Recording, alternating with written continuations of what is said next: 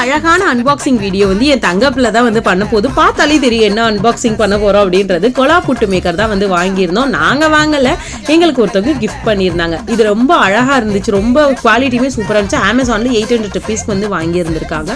இது வந்து ஒர்த்து தான். இது 500லேருந்து 2000 ருபீஸ் வரைக்குமே குவாலிட்டிக்கு தகுந்த மாதிரி அவைலபிள் இருக்குது. எங்களுக்கு 2 கொலா புட்டு மேக்கர் வந்துருந்துச்சு. ஒன்று குக்கரில் வைக்கிறது, ஒரு நார்மலாக கொலாயில் வச்சு அவிக்கிறது வந்துருந்துச்சு. தட்டு 2 குட்டி குட்டி தட்டு தான் கொடுத்துருக்காங்க. அந்த ஓட்டையாக இருக்கு இல்லையா, அதான் அந்த தட்டு.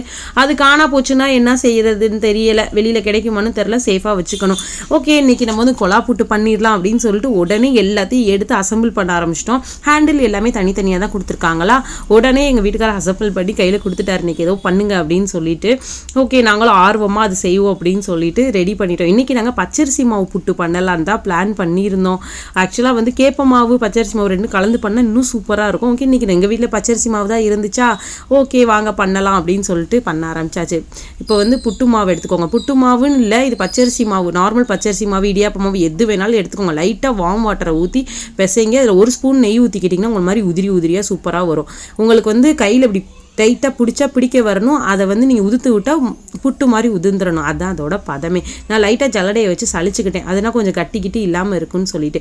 ஃபஸ்ட்டு எடுத்தோடனே தேங்காய் பூவும் வெல்லம் போட்டேன். அதான் செஞ்ச பெரிய தப்பு. அந்த வேம வெல்லம் மெல்ட் ஆகி அடியில் அந்த வெல்லம் வந்து அப்படியே தங்கிடுது. அதனால் ஃபஸ்ட்டு எடுத்தோடனே புட்டு மாவு போடுங்க, அதுக்கப்புறம் வெல்லம் தேங்காய் பூ போடுங்க, திருப்பி கொஞ்சம் தூரம் பாதி உலக்குக்கு புட்டு மாவு போடுங்க, வெல்லம் தேங்காய் பூ திருப்பி சேருங்க.